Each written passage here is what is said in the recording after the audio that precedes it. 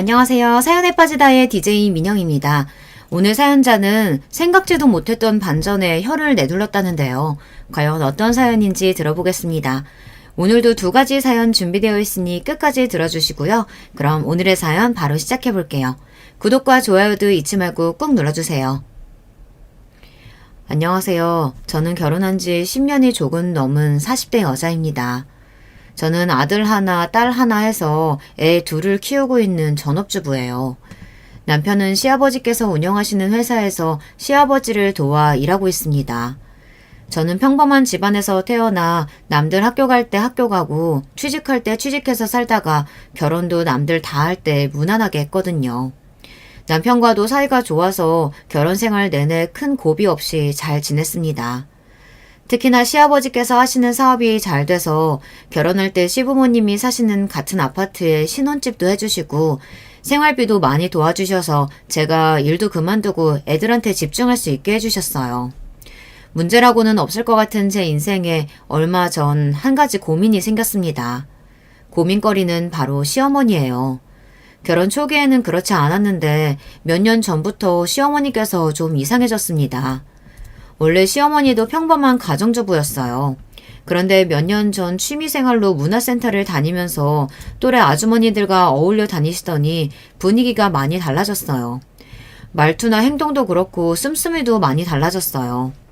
원래는 미용실에서 염색하시는 것도 벌벌 떠시던 분인데 문화센터에서 친해진 분들과 어울려 다니시면서 강남에 있는 미용실에 가서 머리도 하고 네일이랑 마사지도 정기적으로 받으러 다니세요. 이렇게 좋은 걸 내가 몇십 년 동안 왜 모르고 살았나 몰라. 사람들이 다들 나더러 너무 바보처럼 살았대. 시어머니는 네일 색깔을 바꾸고 오실 때마다 너무 좋아서 하루 종일 손만 바라보고 계세요. 그런 모습을 보면 저는 마음이 좋았습니다. 시어머니께서 행복해 하시는 것 같아서요. 맞아요. 지금까지 자식 키우느라 고생 많이 하셨는데 노년을 즐겁게 보내시면 좋죠. 시어머니 말씀이 맞습니다. 결혼해서 자식 낳고 평생 남편이랑 자식들 뒷바라지만 하면서 사셨으니 이제 좀 여유롭게 지낼 수 있으면 좋아요. 그런데 시어머니는 좀 과해도 너무 과했어요. 그러다 보니 시아버지와 자꾸만 문제가 생겼습니다. 남편도 시어머니를 이해하지 못하는 눈치였고요. 미용실이나 네일, 마사지 같은 건 별거 아니었어요. 어느 날 시어머니와 제가 백화점에 살 게 있어서 같이 갔었는데 글쎄 시어머니께서 백화점 VIP더라고요. 아시죠? 백화점 VIP가 되려면 1년에 백화점에서 몇천 이상은 무조건 써야 가능해요. 저는 놀라서 시어머니께 물었습니다. 분명 그 전까지는 VIP가 아니었는데 어떻게 VIP까지 됐냐고요. 그러자 시어머니께서 하시는 말씀이 기가 막혔습니다. 나랑 문센 다니는 아줌마 중에 백화점 VIP 아닌 사람이 나밖에 없는 거야. 그래서 내가 너희 시아버지한테 말해서 작년 1년 동안 명절 선물이며 거래처 선물, 장 보는 거 다 지출은 이 백화점에서만 하고 다녔지. 그랬더니 VIP가 되긴 하더라. 애미 너도 오늘 사는 거 내 카드로 사고 나한테 현금으로 줘. 저는 시어머니의 말씀에 입이 떡 벌어졌습니다. 알고 보니 시어머니께서 백화점 VIP가 되겠다고 주변 사람들 물건까지 본인이 계산해서 돈으로 받기도 하고 시아버지 회사에 들어가는 지출을 모두 다 본인 카드로 해서 경비 처리했나 보더라고요. 저는 그렇게까지 할 일인가 싶어 시어머니에게 말씀을 드리려다 말았습니다. 친정엄마도 아니고 괜한 싫은 소리 했다가 시어머니에게 또 무슨 소리를 들을까 싶어서요. 사실 시어머니랑 저는 잘 맞지 않아요. 세상에 어떤 시어머니와 며느리가 맞을까 싶기도 하지만 저와 시어머니는 유난히 더 안 맞았습니다. 시어머니는 항상 뭐든 본인 생각이 다 맞는다고 하시는 분이기 때문에 괜한 분란 만들고 싶지 않아 저는 그러려니 하고 넘겼습니다. 그러던 와중에 일이 터졌어요. 시어머니께서 사고를 쳤습니다. 시어머니께서 본인이 산 명품 가방을 시아버지 회사에 경비 처리를 해버리는 바람에 큰일이 날 뻔한 적이 있었어요. 시어머니는 영수증이 잘못 포함돼서 실수한 거라고 하셨지만 그걸 믿을 사람은 아무도 없었습니다. 그날 회사가 난리가 났었어요. 시아버지 회사가 큰 기업은 아니지만 그래도 시할아버지 때부터 내려온 단단한 중소기업이에요. 그 일로 경리과 직원들과 임원들이 난리를 쳐서 앞으로는 시어머니께서 일절 회사 관련해서 지출하는 일은 하지 않는 것으로 일단락됐습니다. 하지만 화가 난 시아버지께서는 참지 않으셨죠. 집에 있기 심심하다고 본인이 백화점 왔다 갔다 하면서 일 좀 하겠다고 하길래 기껏 허락해줬더니만 이런 대형 사고를 쳐? 거기다가 카드사에 확인해보니 당신이 1년에 백화점에 가서 사들인 게 5천이 넘는다던데 당신 도대체 뭐라고 다닌 거야? 시아버지는 그때까지도 시어머니께서 백화점에서 그렇게까지 돈을 쓰고 다니는지 모르셨던 거예요. 대부분 주변 지인들의 물건을 카드로 긁고 현금을 받거나 회사 물건들을 지출했으니 시아버지는 모르고 계셨던 거죠. 그럼 어떻게 해요? 나 빼고 다들 백화점 VIP라는데 내가 명색이 사업하는 남자랑 사는데 나만 구질구질하면 되겠어?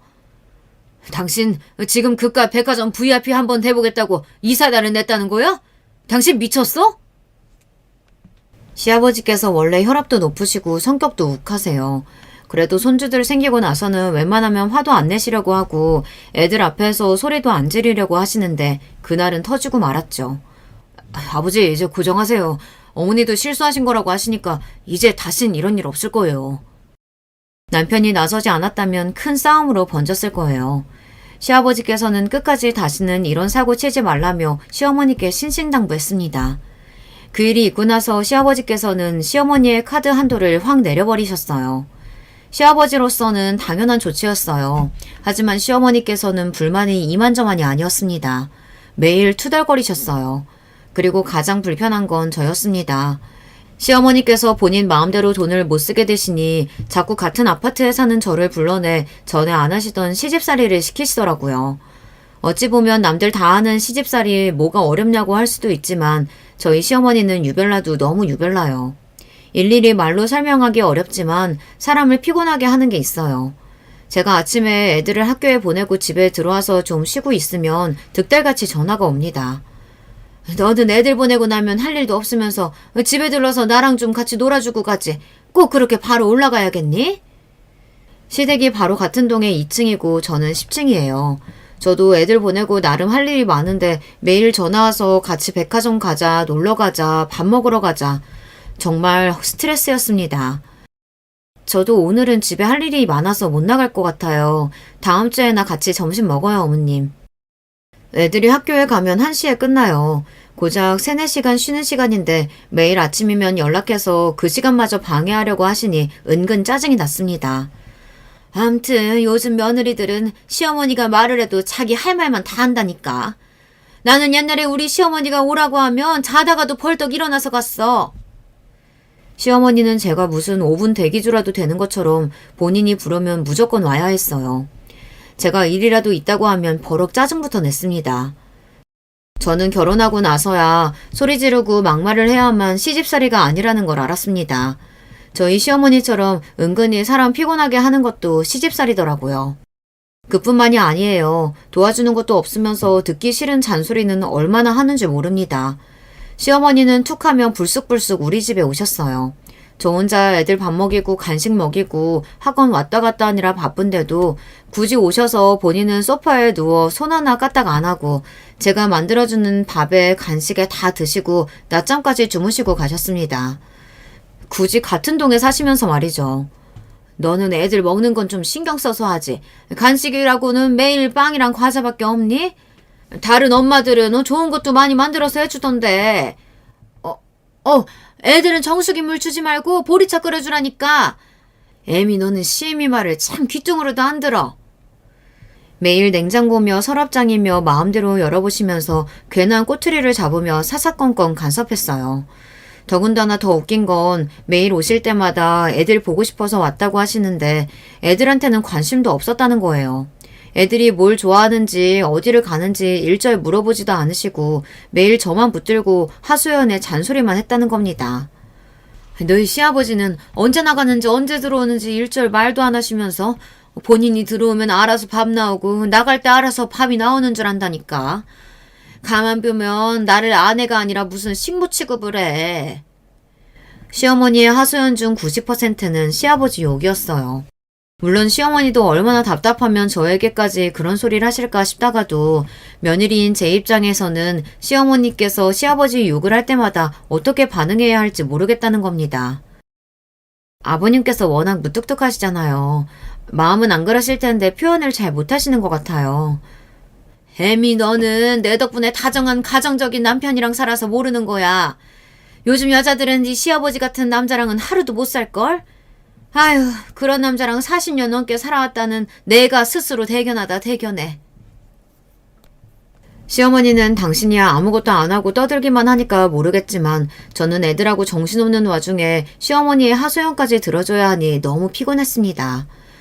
시어머니가 집에 오셨다가 돌아가시면 저는 기가 쏙 빨려 몸에 힘이 하나도 없었어요. 주변에는 시댁이랑 같은 아파트에 산다고 하면 일이 생기거나 바쁠 때 시댁에 애들 맡길 수 있어서 좋겠다고 하지만 모르는 소리예요. 저희 시어머니는 혹여나 애들이 집에 올까 오히려 걱정합니다. 심지어 애들이 할머니 집에 가고 싶다고 졸라도 시어머니는 별로 좋아하지도 않아요. 할머니, 내일 쉬는 날이니까 오늘 할머니네 가서 자고 오면 안 돼요? 할머니네는 알마의자도 있고 돌침대도 있어서 좋은데. 애들이 시댁에 있는 돌침대에서 자는 걸 좋아해서 자주 가고 싶다고 했었는데 그럴 때마다 시어머니께서 안 된다고 하셨어요. 아이고 멀쩡한 너희 집 놔두고 잠을 왜 할머니네 와서 자. 할머니 예민해서 누구랑 한 침대에서 못 자. 그래서 할아버지랑도 따로 자잖아. 그럼 잠은 집에 와서 자고 저녁까지만 좀 놀다 가면 안 돼요? 아유 할머니 오늘 바빠. 네일 받으러 갔다가 마사지도 받아야 하고 요즘 자꾸 눈가에 주름이 생겨서 피부과도 가야 돼. 다음에 와 다음에. 손주라고 많지도 않은데도 시어머니는 애들한테도 별로 관심이 없었어요. 오로지 본인 일에만 신경 썼어요. 네일아트에 마사지도 모자라 언제부턴가는 피부과에 필러나 주사까지 맞으러 다니시더라고요. 저는 오히려 시어머니가 바쁘면 더 좋았습니다. 우리 집에 자주 안 오시니까요. 거기다가 더 충격적이었던 건 내일 모레면 70인 할머니가 스포츠카를 끌고 다닌다는 겁니다. 물론 본인이 능력되고 운전 잘하시면 무슨 차를 타든 상관없죠. 하지만 시어머니는 가족들과 상의도 없이 일을 크게 벌리고 다녀요. 결혼 생활 내내 시어머니께서 사고를 치신 얘기만 해도 끝이 없습니다. 스포츠카를 사실 때도 그랬어요. 30대 때 운전면허를 따고 자식들 키우면서 10년 정도 운전하시다가 20년을 넘게 운전을 안 하셨어요. 그런데 뜬금없이 차를 예약했다고 하시더라고요. 나도 이제 좀 자유롭게 움직이고 싶어서 차 한 대 계약했으니까 당신이 계약금 좀 내요. 식구들끼리 모여 저녁 식사를 하는 자리에서 시어머니께서 시아버지에게 하신 말씀입니다. 함께 있던 저희 부부는 물론 시아버지도 놀라셔서 들고 있던 수저를 탁 소리가 나게 내려놓았어요. 20년도 넘게 운전대 안 잡은 사람이 그 나이에 운전을 어떻게 해? 그리고 차가 필요하면 내 차 같이 쓰면 되지. 당신이 무슨 돈이 있다고 차를 사? 시아버지는 자식들도 있으니 최대한 참고 이야기하셨지만 그 목소리에서 화가 그대로 느껴졌어요. 저와 남편은 슬금슬금 시부모님의 눈치를 살폈습니다. 이러다가 또 싸우실 것 같아서요. 돈이 없으니까 당신한테 계약금 내달라는 거 아니야. 내가 돈이 있으면 당신한테 얘기했겠어? 계약금은 그렇다 치고 나머지 돈은 어떻게 낼 건데? 설마 당신 나 모르게 숨겨둔 비상금이라도 있어? 비상금은 무슨... 당신이 나 못 믿는다고 카드만 하나 덜렁 주고 현금이라고는 구경도 안 시켜준 자가 언젠데. 내가 비상금이 어딨어. 당연히 나머지 돈은 당신이 내야지. 이 여자가 다 늙어서 갑자기 노망이 났나. 당신 마음대로 계약하고 오면 내가 알아서 다 해결해줘야 하는 거야? 시어머니의 당당함에 점점 시아버지의 목소리도 높아져 갔습니다. 내가 지금까지 당신이랑 40년 넘게 살면서 온갖 고생 다 했는데 고작 차 한 대 못 사줘? 난 죽기 전에 그 차는 한번 꼭 타보고 죽는 게 소원이니까 들어줘. 안 그러면 나도 당신이랑 안 살고 나가버릴 거야. 시어머니는 막무가내였어요. 이미 계약한 차니 안 사주면 집을 나가버리겠다고 하셨습니다. 아이고, 저 옆에 내가 드디어 정신이 나갔고만 나갔어. 시아버지는 머리가 아프다는 듯 연신 이마를 잡으셨어요. 저와 남편은 뭐라 말해야 할지 몰라 우물쭈물하고 있었습니다. 그로부터 몇 달 뒤 애들을 학교 보내고 집에 들어왔는데 시어머니에게 전화가 왔어요.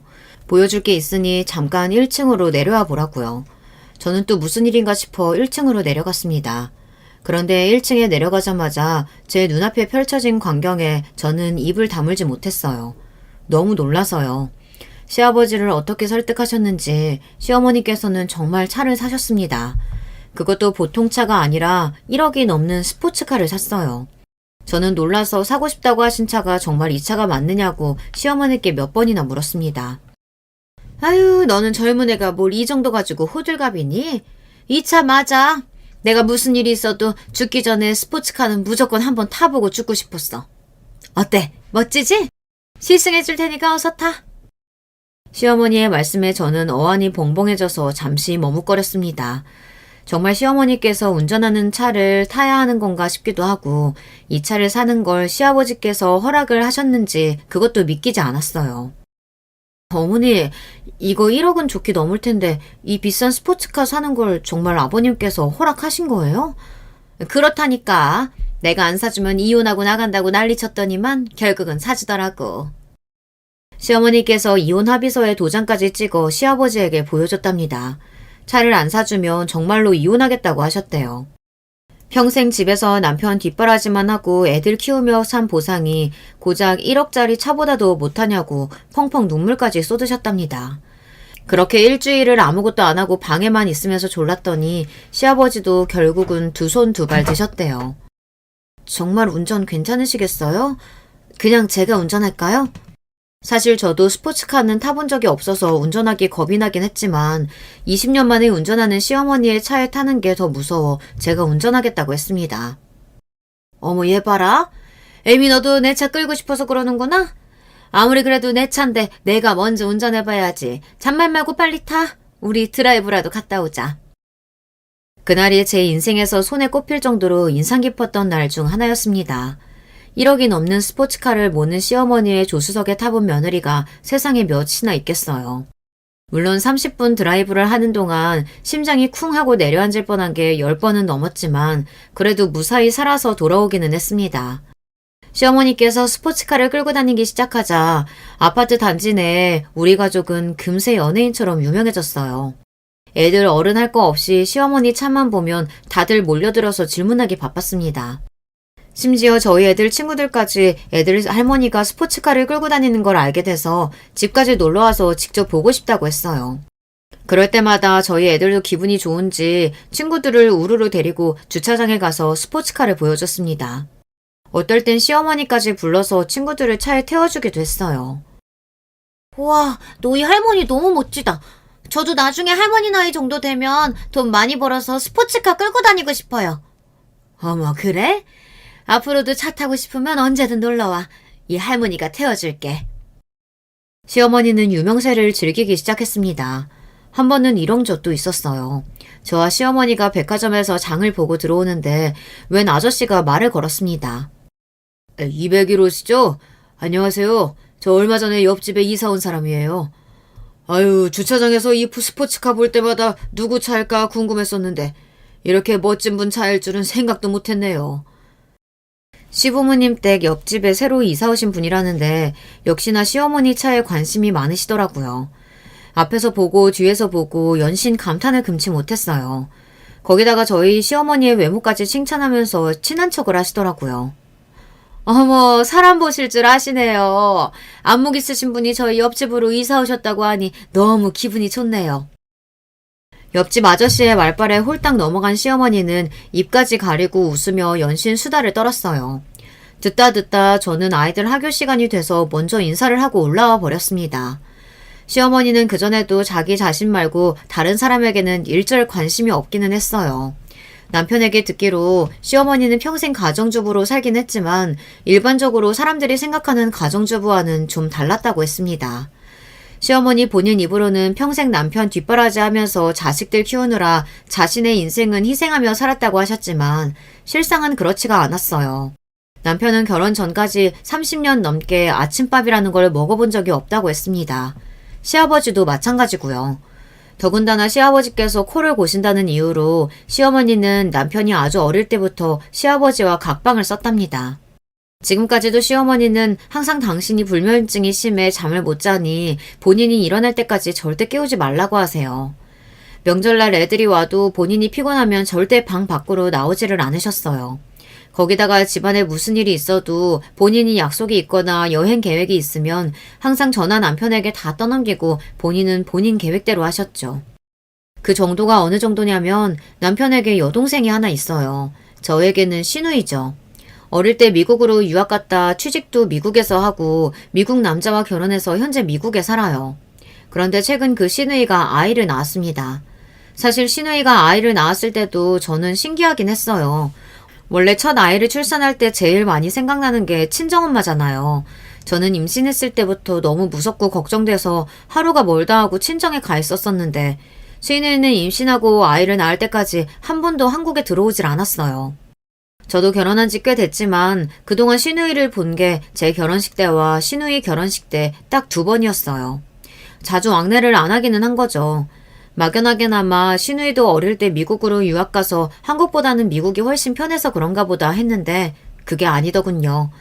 시누이도 나름 시어머니에게 쌓인 게 많은 것 같더라고요. 결국은 시아버지께서 손주가 보고 싶다고 여러 번 시누이에게 연락했는데도 시누이가 한국에 들어오지 않았어요. 그러자 한 번은 시아버지께서 직접 미국에 가서 손주를 보고 오셨어요. 그로부터 얼마 뒤 시누이가 애를 낳은 지 10개월이 지나고 나서야 시누이는 한국에 들어왔습니다. 시아버지께서 그래도 가족들끼리 돌잔치는 해야 하지 않느냐 설득한 덕분에 들어왔나 보더라고요. 그런데 문제는 역시나 시어머니였습니다. 몇 년 만에 딸이랑 사위가 미국에 들어왔는데도 일절 신경을 안 썼어요. 그러다 결국에 시누이랑 시어머니랑 싸움이 났나 보더라고요. 내가 엄마한테 밥을 해달래, 애를 봐달래. 몇 년 만에 미국에서 사위가 들어왔으면 씨암탉은 아니더라도 같이 밥은 한번 먹어야 되는 거 아니야? 어떻게든 장모가 5년 만에 만난 딸이랑 사위 두고 맨날 그렇게 놀러 다닐 수가 있어? 시누이도 서운할 만했어요. 시누이가 미국에서 결혼하고 나서 시아버지는 몇 번 미국에 왔다 갔다 하셨지만 시어머니는 오래 비행기 타는 거 싫고 영어 울렁증이 있다면서 한 번도 안 가셨어요. 그랬으니 정말 시어머니와 시누이는 거의 5년 만에 만나는 거였죠. 그런데 시어머니는 이제가 10개월 된 손주를 데리고 미국에서 나온 딸 부부를 두고 매일 약속 있다고 나가버렸나 보더라고요. 시누이도 한국에 들어온 게 오랜만이라 많은 게 낯설고 어색한데 며칠을 집에만 있었던 거죠. 다 클 때까지 키워주고 먹여줬으면 됐지. 결혼까지 한 자식을 내가 뭘 더 해줘야 돼. 엄마도 엄마 인생 있어. 너희 같다고 너희 오기 전에 잡아둔 내 약속까지 다 취소할 순 없잖아. 누가 보면 엄마가 나나 오빠를 애지중지 키운 줄 알겠네. 말은 바로 해야지. 엄마가 날 키워주고 먹여주긴 언제 그랬다 그래. 나 10살 되자마자 미국 보내놓고 방학 때 한국 들어오면 매번 기차 타고 영어 캠프나 걸스카우트 이런 데 돈만 주고 다 보냈잖아. 어릴 적 있었던 남편의 이야기를 들었을 때도 남편이 안쓰럽다고 생각했었는데 시누이의 이야기를 듣고 보니 시어머니가 모성애가 많이 부족한 사람이긴 한 것 같더라고요.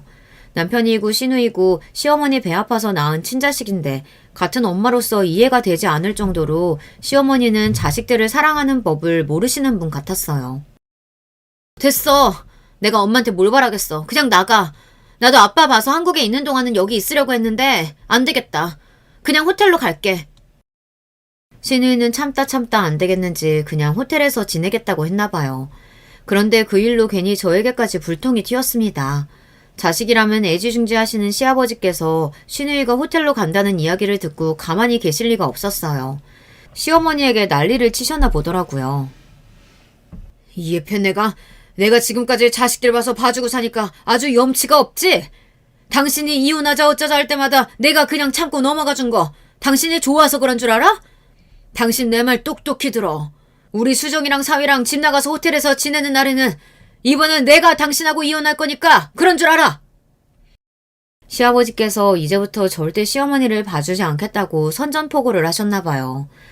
다 늙어서까지 이런 식으로 가정에 소홀하게 굴면 카드고 뭐고 다 뺏고 쫓아내겠다고까지 하셨답니다. 카드를 뺏겠다는 시아버지의 말씀에 시어머니도 시겁하기는 했는지 더 이야기하지 않고 깨갱하셨답니다.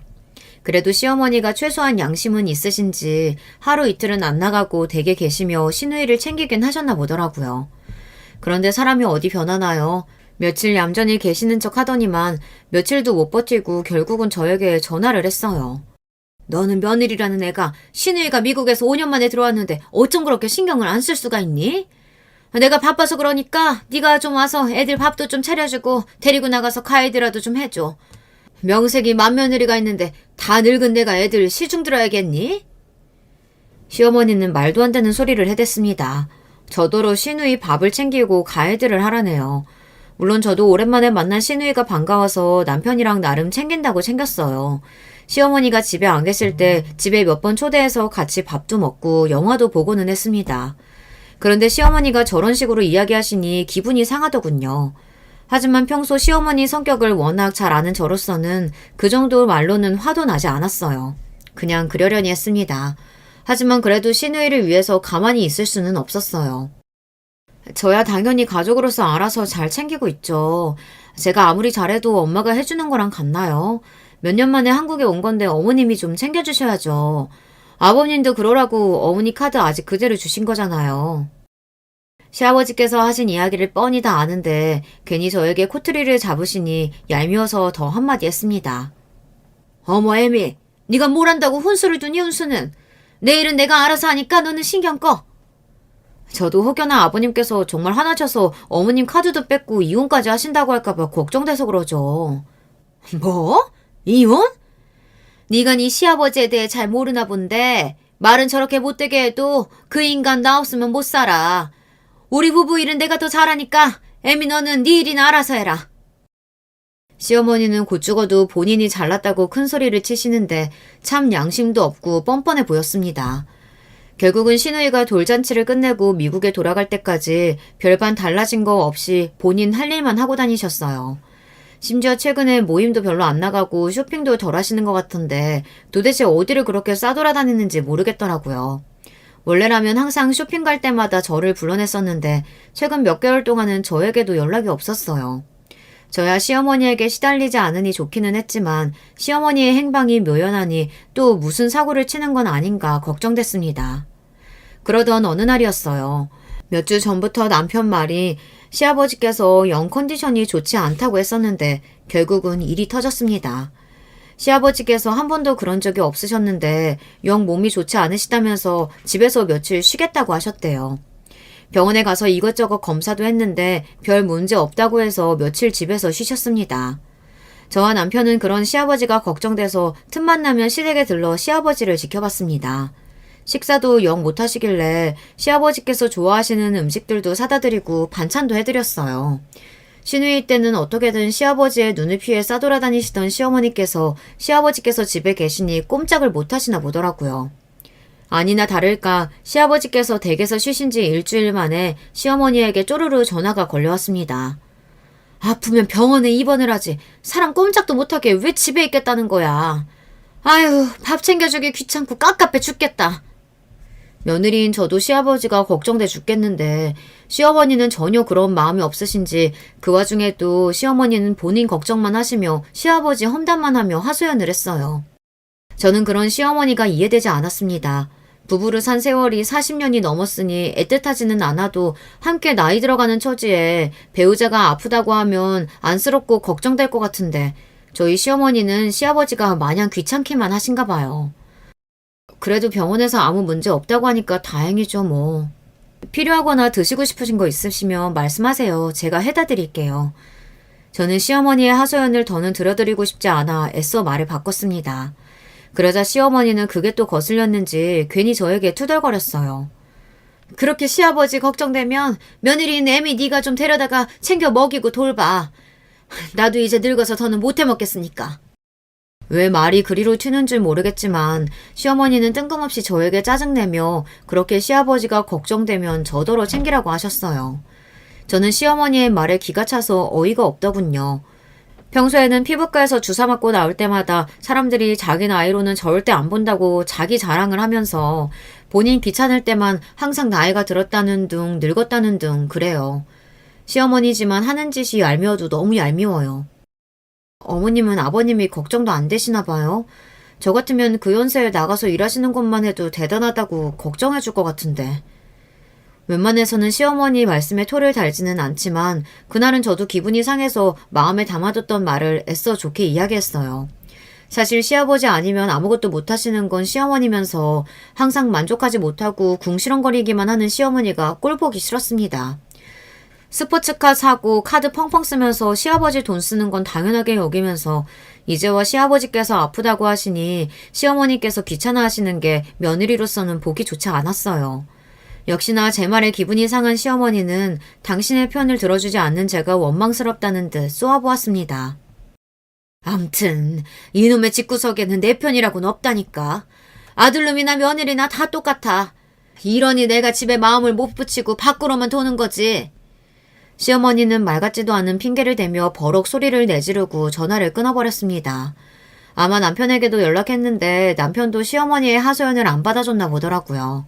시어머니의 버럭하시는 소리에 저는 괜한 소리를 했나 싶기도 했지만 시어머니의 투정을 한번 받아줬다간 한도 끝도 없이 들어줘야 하는 걸 보니 저로서는 어쩔 수 없었습니다. 그로부터 며칠 뒤 믿기지 않는 일이 벌어졌습니다. 글쎄 시아버지께서 갑자기 쓰러지셨대요.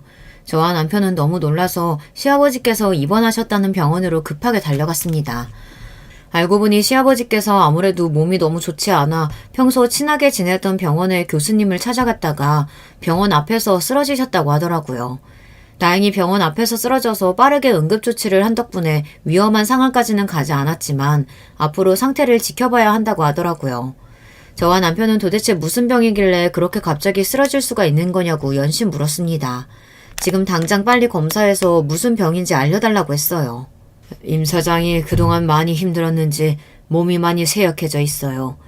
우선 컨디션부터 회복해야 무슨 검사를 해도 할 수 있을 것 같으니 며칠 입원하고 지켜봐야 할 것 같습니다. 의사 선생님은 계속 심신쇠약이라고만 하는데 저와 남편은 마음이 놓이질 않았습니다. 얼마 전에 검사했을 때만 해도 분명 별 문제 없다고 했었는데 얼마나 몸 상태가 좋지 않으면 검사도 못할 정도로 심신이 쇠약해진 건가 싶어서요. 저와 남편은 시아버지가 아무래도 걱정돼서 당분간은 시어머니를 도와 시아버지께서 회복하시는 데에만 힘써야겠다 싶었습니다. 그래서 시어머니에게 최대한 시아버지의 간호를 저와 남편이 돕겠다고 했어요. 그런데 예상치도 못한 일이 벌어졌습니다. 시어머니께서 생각지도 못한 말을 하시더라고요. 아유, 집에서 간호하는 것도 힘든데 내가 그 좁아터진 병원에서 너희 아버지를 어떻게 모셔? 난 바빠서 못하니까 할 일 없는 애미 네가 모셔라. 그 정도는 며느리가 당연히 해야지. 저와 남편은 시어머니의 말씀에 너무 당황해서 말문이 다 막혔습니다. 엄마, 그게 무슨 말이야. 아버지 간호하는 걸 연수 엄마가 해, 왜? 엄마가 해야지. 안 그래도 엄마 힘들 것 같아서 우리가 도와드릴 생각이었어. 어머, 얘 말하는 것 좀 봐. 너희가 남이야? 도와주긴 뭘 도와줘. 그리고 애미 너 결혼하고 10년 가까이 너희 시아버지가 주는 생활비로 애들 키워놓고 이제 와서 발뺌하는 거니? 세상에 공짜가 어딨어. 받았으면 일을 해야지. 시어머니의 말에 저는 순간 울컥했습니다. 이제 와서 생활비 이야기를 하시는데 가슴이 떨릴 정도로 서럽더군요. 어머니, 어떻게 그렇게 말씀하실 수가 있어요? 저 큰애 낳고 육아휴직 끝나고 출근하려고 하는데 어머니께서 엄마가 애 떼놓고 나가면 어떡하냐고 내가 돈 줄 테니까 일 그만두고 애 키우라고 하셨잖아요. 그랬습니다. 저는 애를 낳고도 일을 그만둘 생각은 없었어요.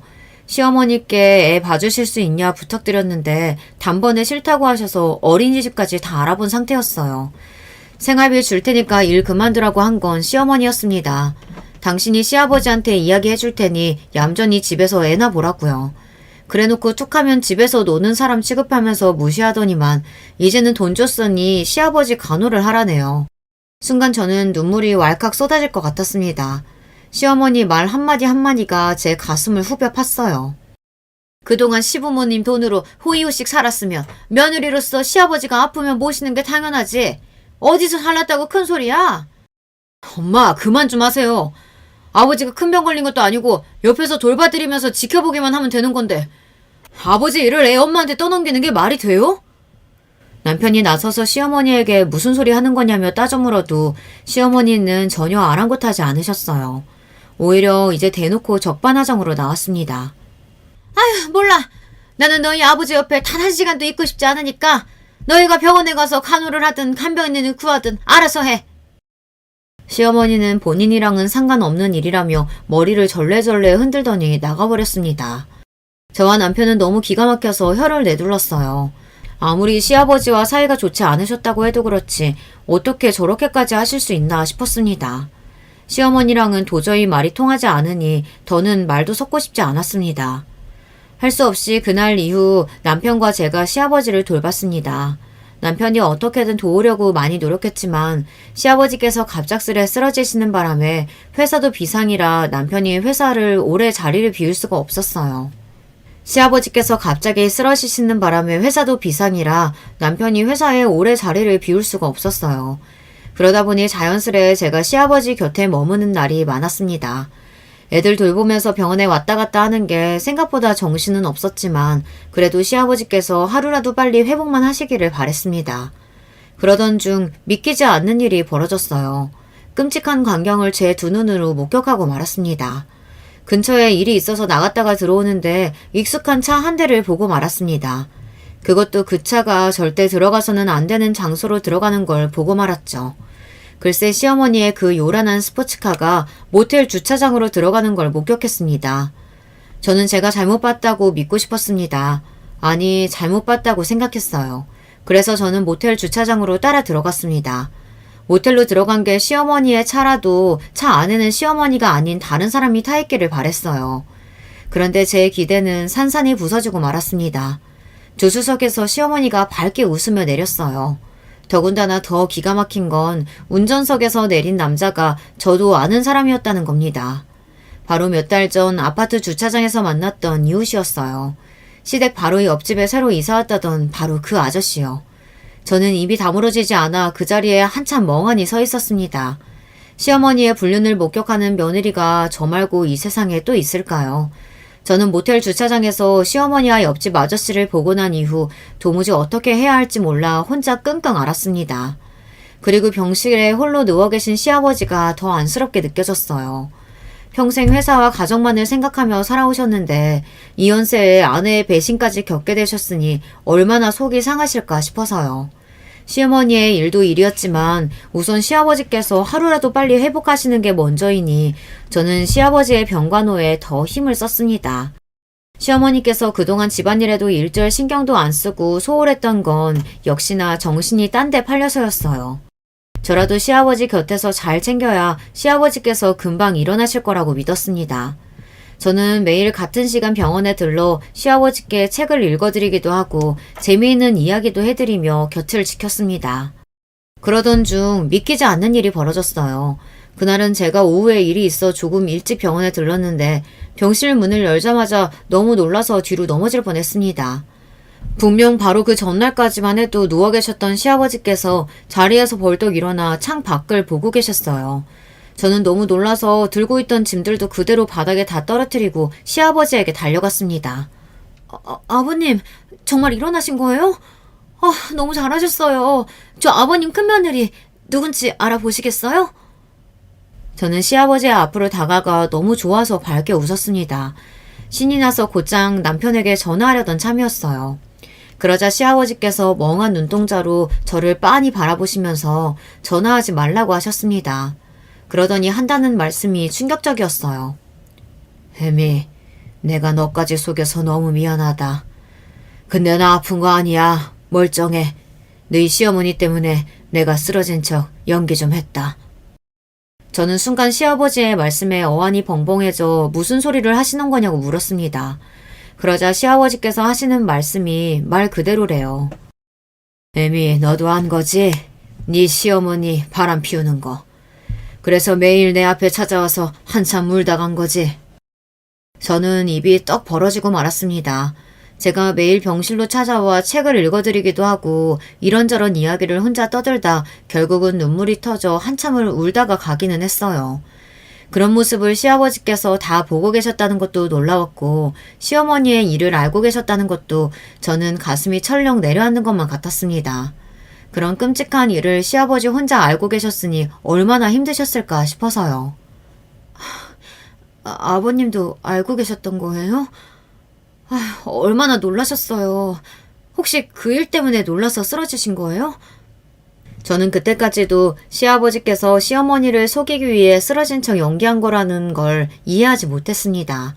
시어머니의 외도 사실을 알고 쓰러졌다가 일어나신 줄 알았어요. 네 시어머니 하는 짓 중 어디 정상적인 일이 한 가지라도 있니? 나는 더 놀랍지도 않다. 이야기 나온 김에 오늘 밤 다 밝혀야겠어. 그래서 그런데 애미 네가 내 부탁 좀 들어줄래? 시아버지의 단호한 눈빛에 저는 순간 침을 꼴깍 삼켰습니다. 시아버지는 그날 저녁 시어머니와 남편만 데리고 시댁으로 오라고 하셨어요. 그럼 당신이 다 알아서 정리하겠다고요. 그날 저녁 시어머니에게 연락을 드렸습니다. 남편과 저녁에 댁에 가겠다고요.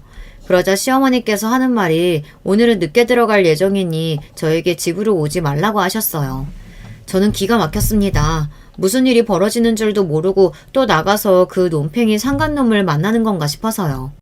다시금 그날 모텔 주차장에서 봤던 시어머니의 밝은 얼굴이 떠오르니 저는 온몸에 소름이 돋아 더는 말이 곱게 나가지 않았습니다. 어머님은 도대체 무슨 생각을 하고 사시는 거예요?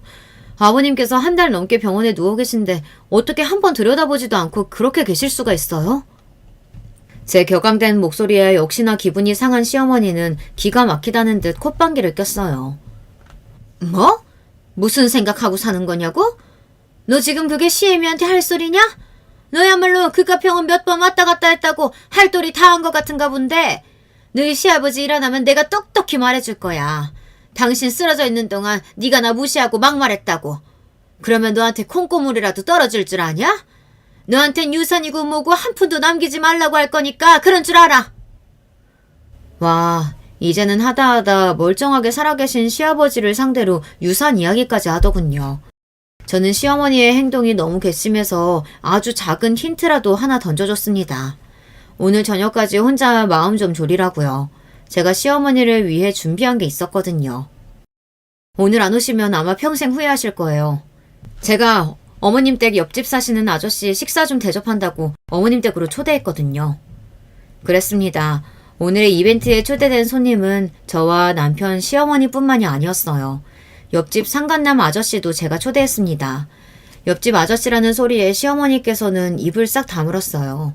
그러더니 잠시 후 입을 뗐습니다. 아니, 애미, 너는 나랑 상의도 안 하고 아무나 집에 초대하고 그러면 어떡해? 소리는 지르고 있었지만 분명 시어머니의 목소리는 떨리고 있었어요. 며칠 전에 제가 장보고 들어오는 길에 짐을 좀 많이 들고 있었는데 아저씨께서 짐까지 들어주셨어요. 감사해서 제가 식사 대접한다고 했어요. 바로 옆집에 산 지도 꽤 됐는데 인사 한번 제대로 못했잖아요. 음식 준비는 제가 알아서 할 테니까 어머님은 시간 맞춰서 오세요. 그랬습니다. 제가 일부러 며칠 전부터 동네에서 그 상간한 아저씨와 마주칠 때마다 인사를 하고 말을 걸었어요. 그러고는 자연스레 집에 초대를 했습니다. 그리고 대망의 저녁이 됐어요. 저와 남편은 시댁에서 간단히 식사 준비를 하고 손님들을 기다렸습니다. 시어머니는 웬일로 나가지도 않고 집에서 얌전히 기다리고 계시더라고요. 집안에 아픈 사람이 있는데 굳이 집에 초대해서 밥을 먹는 게 맞는 일인지 모르겠다. 네 시아버지 나중에 알게 되시면 기분 나빠할 거야. 많이 당황하긴 하셨는지 웬일로 시어머니 입에서 맞는 말이 나오더라고요. 저는 웃음이 절로 나왔습니다. 저는 애써 더 밝게 미소를 지어 보이며 시아버지도 이해하실 거라고 하곤 상을 마저 차렸습니다. 그런데 식탁으로 다가온 시어머니께서 뭔가 이상하다는 듯 미간을 구겼어요. 근데 상을 왜 이렇게 많이 차려? 애들은 친정에 보냈다더니 애들도 오는 거니? 제가 접시랑 수저 세트를 6개나 놓았더니 시어머니는 의아하다는 듯 했어요. 그때였습니다. 내가 손님 좀 모시고 오기로 해서 얘가 아마 여유롭게 준비했을 거야. 아니, 당신 언제 일어난 거야? 그리고 옆에 그 여잔 누구야? 시아버지께서 나이가 지긋하신 여성분을 한 분 모시고 집에 들어왔어요. 그리고 잠시 후 대망의 주인공도 도착했습니다. 시아버지께서 일부러 열어둔 현관문을 열고 옆집 상간남이 실례합니다 라고 외치며 들어왔습니다. 그때였어요. 더 기가 막힌 일이 벌어졌습니다. 여보, 당신이 여기 어떻게 영국에 있는 거 아니었어? 여보? 아니 이혼했다더니 아이고 내가 지금 무슨 소리라는 거야. 가관도 이런 가관이 없었습니다. 시어머니는 상간남이 이혼남인 줄 알았나 보더라고요. 잠시 뒤 분위기는 엉망이 됐어요. 이 여편 내가 다 늙어 쭈구리 주제에 내 남편을 꼬셔? 너 오늘 내 손에 죽어봐라. 시아버지께서 모시고 온 여자분은 다름 아닌 옆집 상간남의 아내였습니다. 상간남의 아내는 외국에서 사는 딸이 아이를 낳아 몇 개월 외국에 나가 있었는데요. 그 사이 남편이 저희 시어머니랑 바람이 난 거예요. 아주머니는 곧장 시어머니에게 달려들어 머리채를 잡고 흔들었습니다. 여보 그만해. 남의 집에서 무식하게 뭐 하는 거야? 무식? 그래, 너희 오늘 잘 걸렸다. 내가 진짜 무식한 게 뭔지 보여줄게. 그 이후부터는 제가 차려놓은 음식이 졸지에 무기가 돼서 시어머니의 머리와 입안으로 무자비하게 던져졌습니다. 옆집 아저씨의 아내께서는 굉장히 성격이 화끈하셨어요. 반면 시어머니는 머리채를 잡힌 채 꼼짝도 못하고 여기저기 휘둘리며 바닥을 뒹굴었습니다. 시아버지는 그 모습을 혀를 차며 바라보셨어요. 그랬습니다.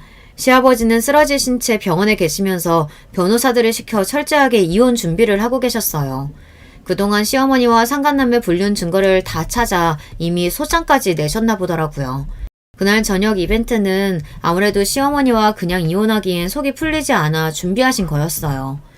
그로부터 얼마 뒤 시아버지와 시어머니는 이혼했습니다.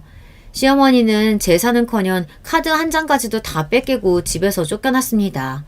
얼마 전 시어머니께서 시누이에게 미국으로 가면 안 되느냐고 연락을 했다네요.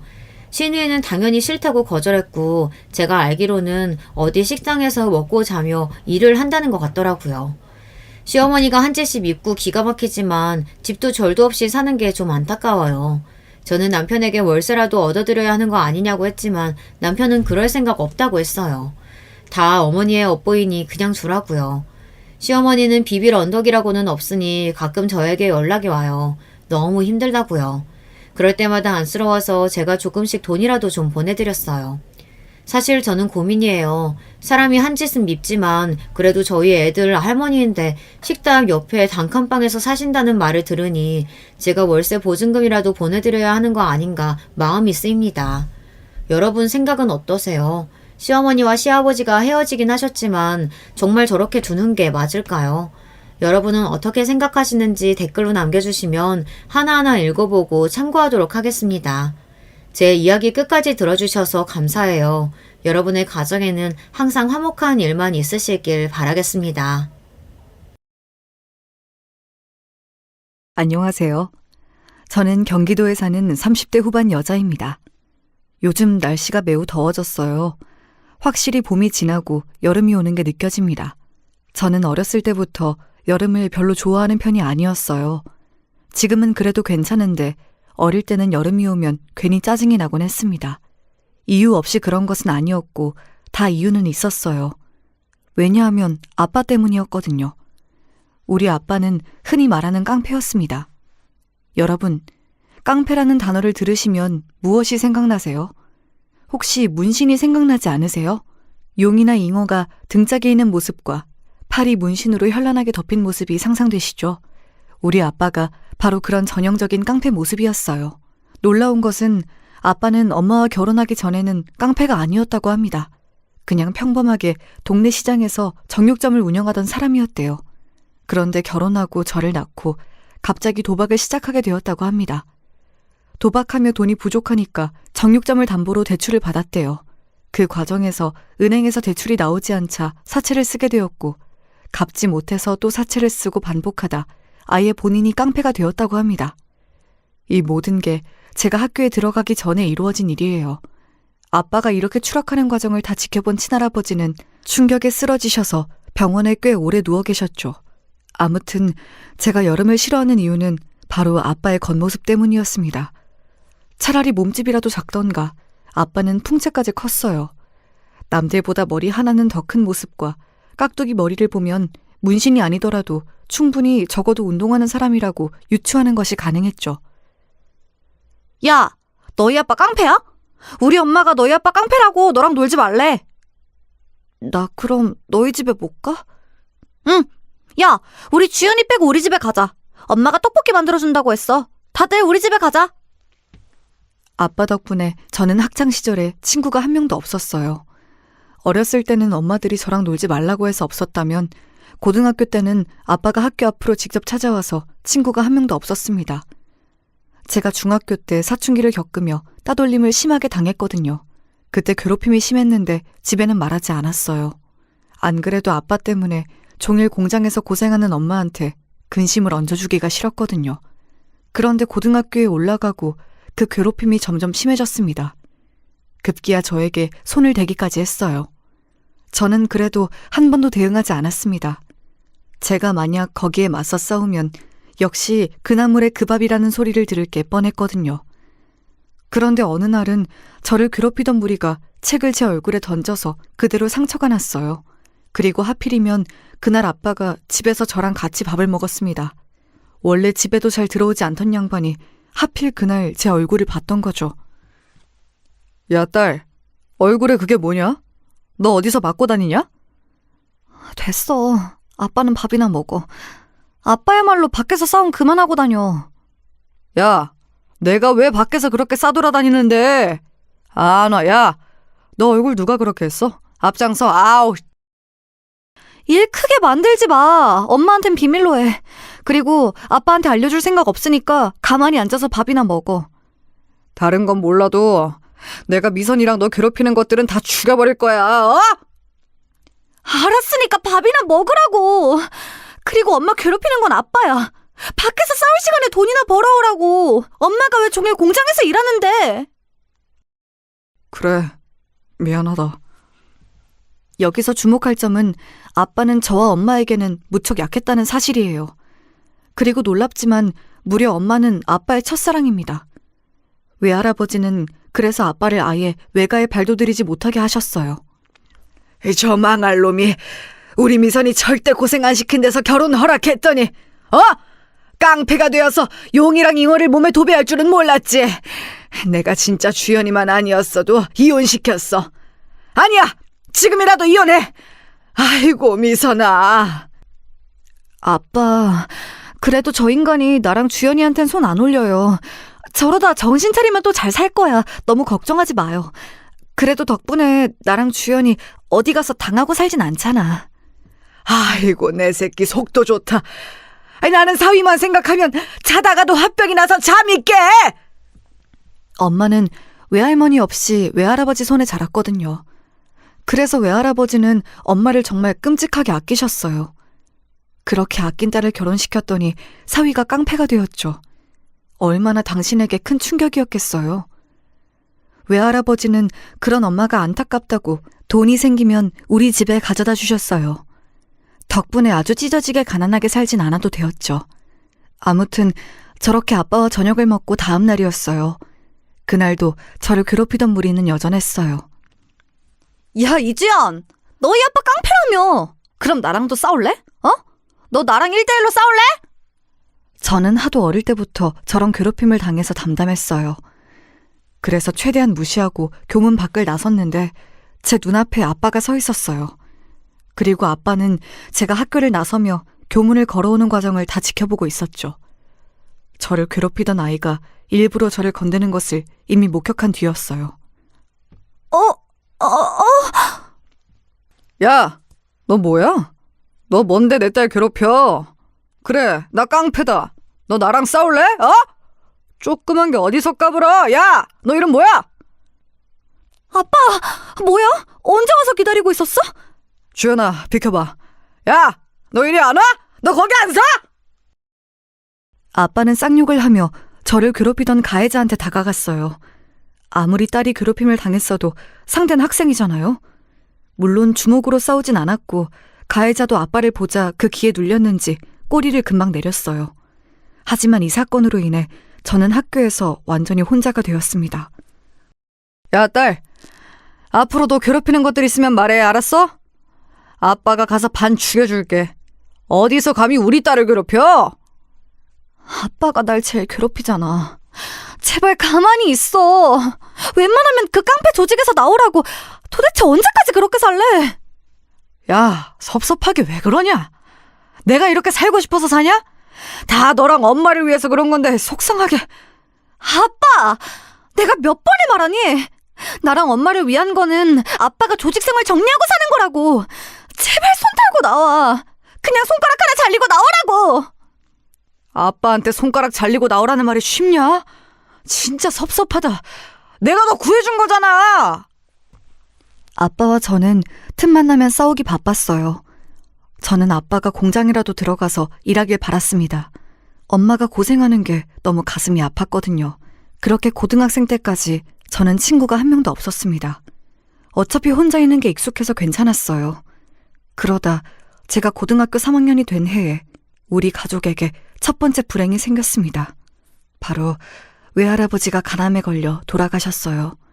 병원에서 발견했을 때는 이미 너무 늦어서 쓰러지고 거의 바로 하늘로 가셨습니다. 아빠, 어떡해, 아빠. 이렇게 가면 어떡해. 아빠. 엄마는 외할아버지의 죽음 때문에 정말 많이 슬퍼하셨어요. 외할아버지가 저도 무척 예뻐하셔서 저도 상당히 힘든 시간을 보냈습니다. 외할아버지의 죽음은 우리 가족에게 상당히 큰 불행을 가져왔어요. 가장 먼저 경제적으로 더 힘들어졌습니다. 외할아버지가 그래도 엄마를 생각해서 다달이 돈을 보내주셨거든요. 그런데 이제 그럴 수가 없었죠. 그렇다고 남긴 유산이 많은 편도 아니었어요. 그리고 무엇보다 엄마가 너무 슬퍼하셨어요. 유일한 버팀목이던 외할아버지가 하늘로 가셨으니 더 버티기 힘들다고 판단하셨나 봐요. 엄마는 공장에도 한동안 나가지 못하셨어요. 그러니 자연스럽게 우리 집은 수입이 하나도 없게 되었습니다. 그때는 제가 아직 학생이라서 나가서 돈을 벌지도 못했어요. 아니, 내가 봐주는 것도 한두 번이지 이건 심하잖아요. 어? 돈을 몇 개월을 밀렸냐고. 이래도 되는 거야? 내가 땅 파서 세 주느냐고. 아, 드린다고.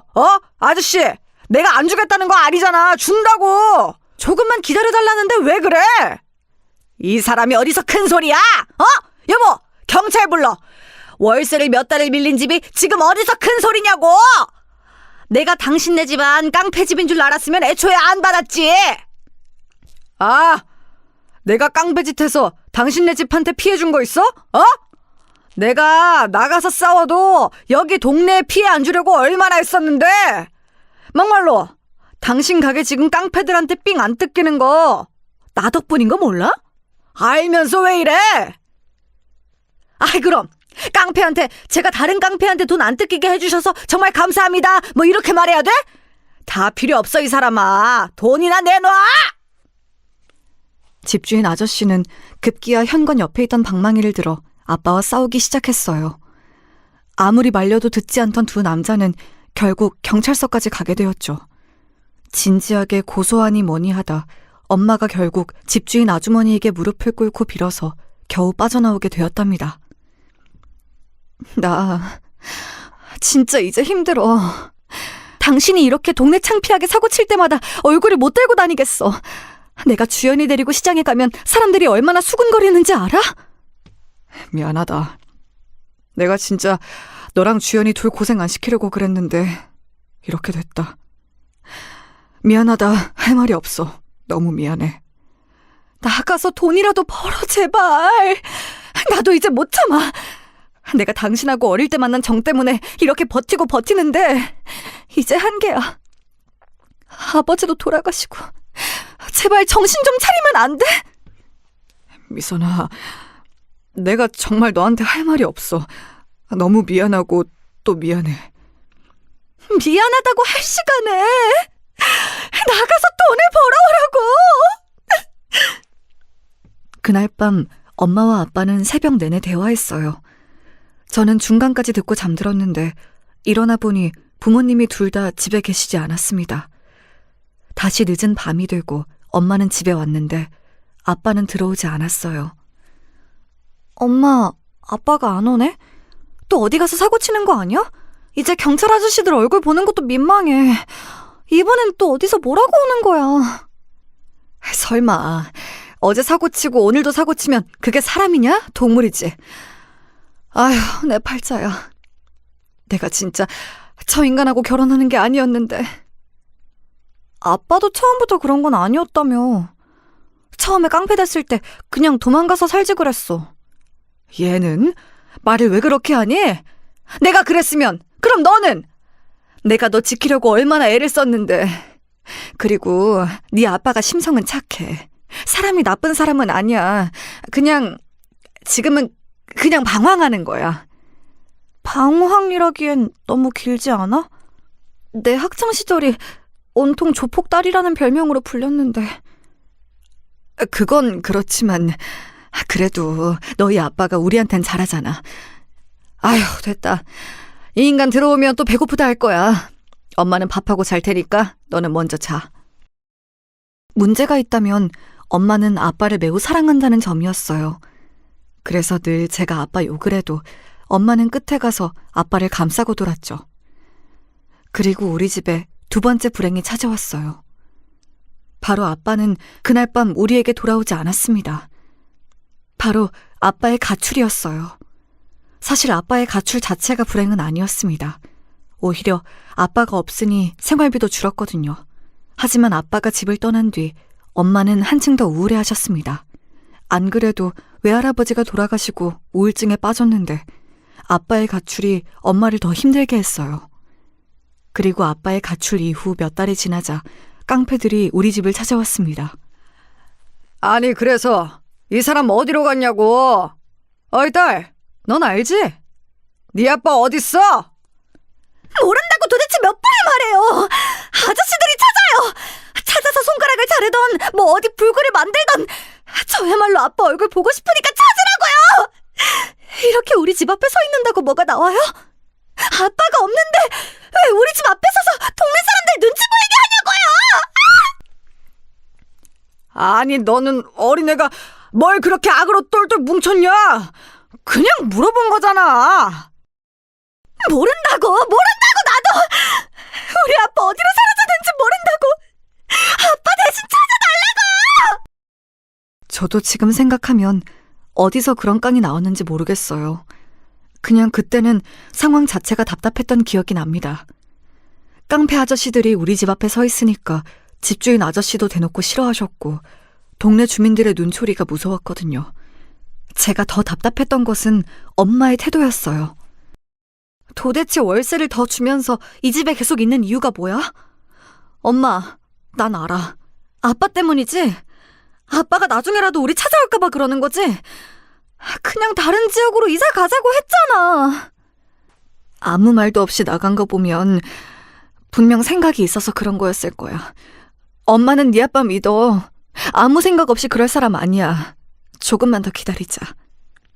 진짜 속이 갑갑해서 말도 나오지 않았어요. 월세를 자발적으로 올려서까지 집을 떠나지 않는 엄마를 보며 한숨을 얼마나 쉬었는지 모르겠습니다. 그리고 고등학교를 졸업하고 저는 곧바로 동네에 있는 국밥집에 취업했습니다. 대학은 생각도 하지 않았어요. 당시 저는 일단 엄마와 살아야 하니까 돈을 버는 것이 우선이었거든요. 돈을 벌어야 뭘 하니까 일단 돈을 벌었습니다. 그러다 같이 아르바이트 하던 성민이라는 오빠와 연애도 하게 되었죠. 주연아, 그런데 너희 아빠 깡패라는 거 진짜야? 아니, 사람들이 뭐라 하는 거 들었어. 그냥 진짜인지 아닌지 궁금해서. 깡패야. 지금은 심지어 가출했어. 어디서 뭐 하는지도 몰라. 만약 그게 싫으면 오빠 지금 나를 떠나. 난 예전부터 깡패 딸이라는 거에 대해서 이골이 나서. 아니야. 그냥 물어본 거였어. 걱정하지 마. 성민 오빠는 생각보다 착하고 다정한 사람이었어요. 그리고 사귀면서 알게 된 사실인데 집안 분위기도 매우 화목했습니다. 저처럼 아빠가 깡패도 아니었고 무려 공무원이더라고요. 어머님도 나긋나긋하고 굉장히 차분하셨어요. 우리 엄마도 곱게 자란 사람인데 아빠를 만나 고생해서 억세진 경우였거든요. 아무튼 저는 국밥집에서 2년을 일하고 근처에 있던 전문대에 입학하게 되었습니다. 성민 오빠가 다니던 학교여서 저는 더욱 오빠에게 의지했어요. 오빠의 군대도 기다려줬고 최선을 다했습니다. 그렇게 성민 오빠와 자그마치 4년의 연애 후에 오빠가 결혼 얘기를 꺼냈어요. 그때까지 아빠는 우리에게 돌아오지 않고 있었습니다. 네 아빠가 언제쯤 돌아올까? 그래도 하나밖에 없는 딸인데 그 양반이 너를 끔찍하게 아꼈던 거는 알지? 엄마, 아빠가 언제 돌아올지 나도 모르지. 그런데 지금 심정으론 잘 모르겠어. 성민 오빠는 우리 아빠가 깡패였다는 거 아는데 시부모님은 모르셔. 실제로 시부모님은 우리 아빠가 그냥 이혼하고 별거하고 있는 줄 아셨어요.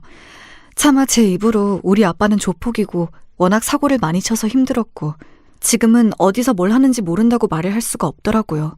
시부모님은 워낙 좋은 분들이셔서 그런 저를 오히려 다독여 주셨죠. 이혼은 요즘 많이 하더라고요. 안 맞는데 계속 같이 사는 게 더 힘들지. 너무 고생 많았네요. 우린 괜찮아요. 둘이 잘 살면 되는 거지. 안 그래요, 여보? 맞지. 우린 그냥 성민이와 주연이 너희 둘이 큰 걱정 없이 살면 그걸로 됐다. 저도 양심에 찔려서 사실을 말해야 하나 싶었는데 결혼을 망치고 싶지 않았습니다. 그런데 성민 오빠와 저는 결국 파혼하게 되었어요. 왜냐하면 딱 결혼 얘기를 꺼내고 상견례를 하자마자 아빠가 집에 돌아왔습니다. 일정이 끝나고 집에 들어갔더니 엄마가 잔뜩 상기된 얼굴을 하고 현관으로 달려왔어요. 주연아, 네 아버지가 돌아왔어. 이게 무슨 일이니? 내가 그랬지.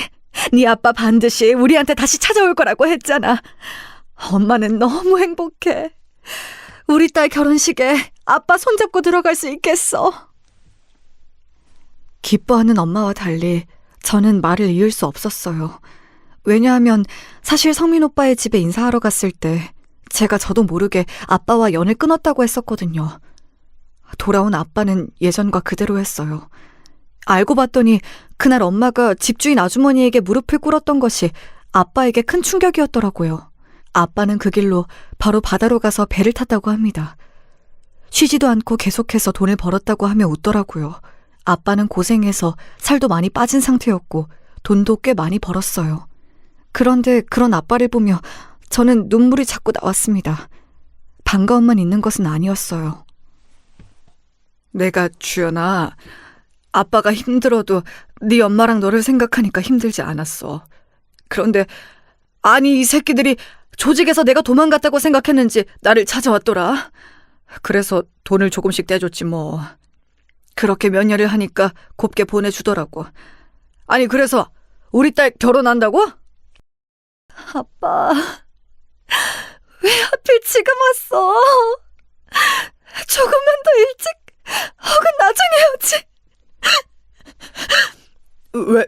왜 그래? 아빠가 그럼 그냥 돌아오지 않았다고 할까? 네가 원한다면 아빠가 다시 사라져 줄게. 어딜 사라져? 당신 다시 우리 버릴 거야? 나 그거 못 봐. 무슨 소리 하는 거야? 정말 너무 힘든 시간을 보내게 되었어요. 아빠는 자기가 미안하다고 돌아온 것을 없던 일로 하자고 하더라고요. 그 모습을 엄마는 절대 안 된다고 말렸고요.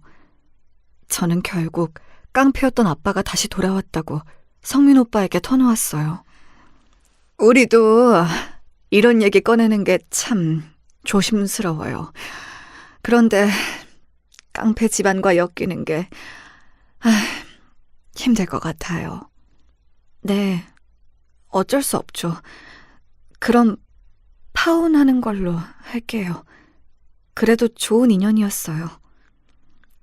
이혼 가정은 괜찮은데 깡패는 힘들어요. 남들 시선에서 자유롭지 못해서 우리가 그걸 견딜 자신이 없어요. 아니에요. 저도 이해해요. 괜찮아요. 저 예쁘게 봐주셔서 그래도 감사했습니다. 저는 시부모님의 강력한 반대로 파혼을 하게 되었습니다. 끝까지 예의 있게 말씀해 주시는 것을 보고 마음이 아팠어요. 주연아, 부모님이 아무리 장인어른이 깡패 생활을 청산했어도 과거가 걸린다고 하셔. 나는 부모님 말을 거역할 마음이 없어. 너무 미안해. 오빠가 왜 미안해? 내가 미안하지. 아니야, 괜찮아. 오빠는 좋은 사람이니까 더 좋은 사람 만날 수 있을 거야. 미안해. 성민 오빠와 헤어지며 얼마나 울었는지 몰라요. 처음 했던 연애와 결혼이 이런 결과를 불러올지는 저도 몰랐습니다. 그렇게 오빠와 파혼하고 저는 너무 힘들었어요. 너무 우울해서 집 밖을 나갈 수도 없었죠. 엄마는 그런 저를 보고 상당히 안타까워하셨어요. 주연아, 이사 가자. 네 아빠도 왔으니까 이제 이사 가서 새 인생을 살자. 우리 여기서 오래 버텼어. 너 자꾸 여기 이러고 살면 더 생각나. 아예 우리 모르는 곳으로 가자. 네 아빠도 정신 차렸으니까. 아예 지역을 뜨자고? 그렇게 내가 이사 가자고 할 때는 들은 척도 안 하더니 엄마도 참 웃겨. 그때는 네 아빠가 다시 돌아와야 했으니까. 아무튼 여기서 이러고 있으면 우리만 더 힘들어. 우리 새 인생 살자. 네 아빠도 이제 조직에서 나왔잖아. 우리 가족은 그렇게 20년을 넘게 살던 집을 떠나게 되었습니다. 하나도 아쉽지 않았어요.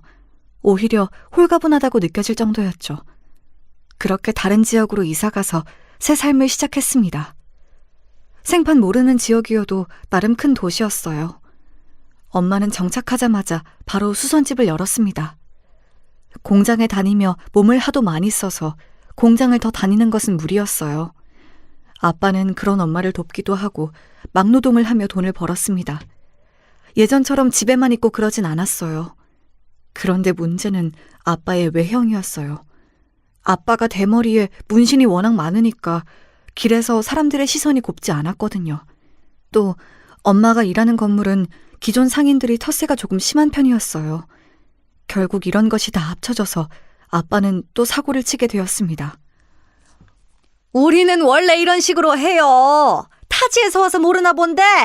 아무튼 여기 장사하는 사람끼리 그러면 안 되는 거야. 그리고 그쪽 남편은 어디서 무슨 일을 하다 온 건지 모르겠는데 위화감 조성하지 마세요. 위화감이라뇨? 우리 남편이 도대체 뭘 했는데요? 그냥 조용히 별로 말도 안 하는 사람을 왜 뭐라고 하세요?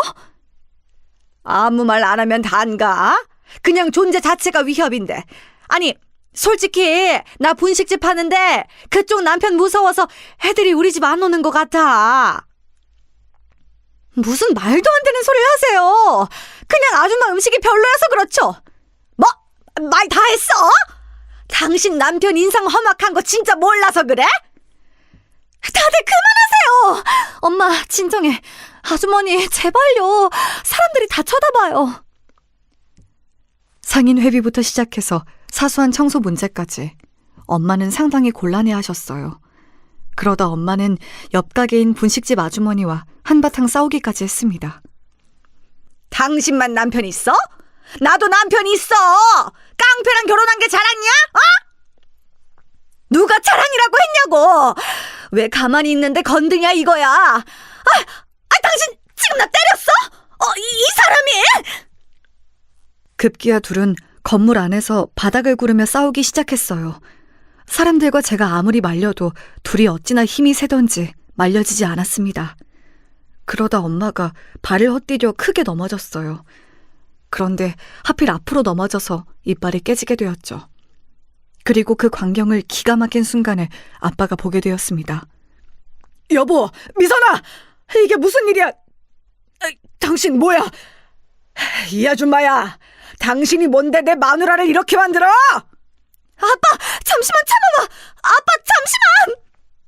아빠는 제가 말릴 새도 없이 분식집으로 들어가 가게를 난장판내기 시작했어요. 소리를 지르고 의자를 던지며 위협적인 행동을 했습니다. 결국 경찰까지 오고 서로 쌍방 고소니 뭐니 또 고소 얘기가 나왔죠. 결론만 말하자면 쌍방이라 없던 일로 하긴 했습니다. 하지만 덕분에 우리 가족은 또 눈의 가시가 되었어요. 물론 우리 엄마가 잘못한 건 아니지만 저는 사태의 심각성을 느끼게 되었습니다. 왜냐하면 상인들의 말이 아예 틀리진 않더라고요. 저도 아빠의 외형 때문에 학창시절을 외롭게 보냈잖아요.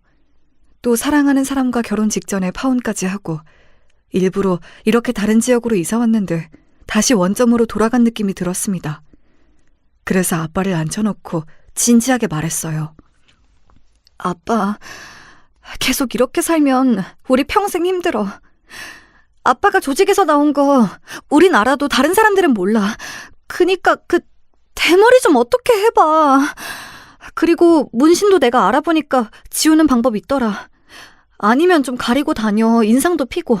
억지로 웃으려고 노력해. 사람답게 살자. 알겠어. 나도 나 때문에 미선이랑 주연이 네가 피해보는 거 더 못 보겠다. 내가 노력할게. 사람들 볼 때 인상 쓰고 보지 말고 차라리 좀 웃어. 활짝 웃으란 말이야. 웃는 얼굴에 침 못 뱉는다는 말 알지? 알겠어. 그런데 웃는 게 왜 이렇게 어색하지? 노력하는데 잘 안 된다. 몇 년을 인상을 쓰고 다녔으니까 그렇지. 매일 연습해. 그래야 나랑 엄마가 편안하게 살 수 있어. 아빠가 노력하면 돼. 그 이후로 아빠는 정말 노력하기 시작했어요. 머리도 열심히 기르고 문신 제거 시술도 받고 다녔습니다. 사실 제거 시술을 받아도 그렇게 깨끗하게 지워지지 않아요. 그래서 아빠는 한여름에도 긴팔을 입고 다녔답니다. 또 워낙 인상을 오래 쓰던 사람이라 인상 자체를 바꾸려고 제가 많이 도와주었어요. 일부러 웃으라고 계속 강요해서 적어도 예전처럼 얼굴만 봐도 깡패라고 인식하는 사람들은 점점 줄어들었죠. 덕분에 상인들과 싸우고 우리는 또 다른 지역으로 이사 갔는데 거기서는 그래서 별로 문제가 없었어요. 엄마와 아빠는 새로 터잡은 곳에서 수선집 경력을 살려 세탁소를 운영하셨어요. 저는 대학 전공이 요리라서 그 경력으로 그 지역에 있던 유일한 호텔에 취업했습니다. 셋 다 일하니 경제적으로 여유가 생겼어요. 우리가 언제 이렇게 형편이 괜찮아져서 소고기도 다 먹냐. 나 너무 감동이야. 그동안 고생 많았어. 그러게. 그래도 소고기는 부드러워서 씹는 게 쉬워서 좋다. 주연아, 엄마 잘 먹을게. 너무 고마워. 우리 딸 덕분에 호강한다. 아니야. 엄마 이가 안 좋아서 일부러 소고기집으로 잡았어. 엄마, 치과는 꾸준히 다니고 있는 거지? 엄마는 그때 옆집 분식집 아주머니와 싸운 이후에 치아를 다 새로 바꾸셨어요. 이가 많이 깨져 새로운 치아를 심었는데 예전처럼 고기를 잘 씹지 못하셨습니다. 무리하게 단단한 음식을 깨물다 이가 다시 나가기도 하셨거든요. 그 이후로 엄마는 부드러운 음식을 선호하셨어요. 그 모습을 볼 때마다 가슴이 아팠습니다. 그래서 더욱 아빠에게 행동을 똑바로 하라고 뭐라 하고는 했죠. 아빠도 엄마의 모습을 보고 더 깡패처럼 보이지 않으려고 애썼어요. 덕분에 우리 세탁소는 친절함으로 유명해졌습니다. 그리고 저는 호텔에서 일하며 새로 연애를 시작했습니다. 사실 성민 오빠와의 파혼 이후에 저는 연애를 일부러 하지 않고 있었어요. 왜냐하면 한번 제 잘못이 아닌 아빠의 문제로 파혼하게 되니까 또 그렇게 되면 너무 힘들 것 같았습니다. 그런데 아빠가 노력해서 많이 바뀌었잖아요. 그렇기도 하고 저도 이사만 2번을 하며 외로움이 늘어났어요. 물론 부모님과 같이 살아서 혼자는 아니었어도 제가 친구도 없어서 또래가 주변에 없었습니다. 주연 씨, 이거 제가 할 테니까 가서 쉬운 일 해요. 무거운 건 제가 들게요. 이런 거 여자가 들면 바로 다쳐요. 걱정하지 마세요. 아, 감사합니다. 그럼 전 야채 손질하고 있을게요. 혹시라도 도움 필요하시면 언제든지 말씀하세요. 도움은 괜찮고 혹시 주연 씨 오늘 퇴근하고 일정 있으세요? 저랑 저녁 같이 드시지 않으실래요? 호텔 주변에 괜찮은 레스토랑이 있거든요. 거기 파스타가 매우 맛있어요. 아, 그래요? 네, 저는 좋아요. 제가 양식을 또 좋아해서. 감사합니다. 그럼 끝나고 봬요. 같이 일하던 직원이었는데 저보다 선배였던 재혁 씨는 매우 친절했어요.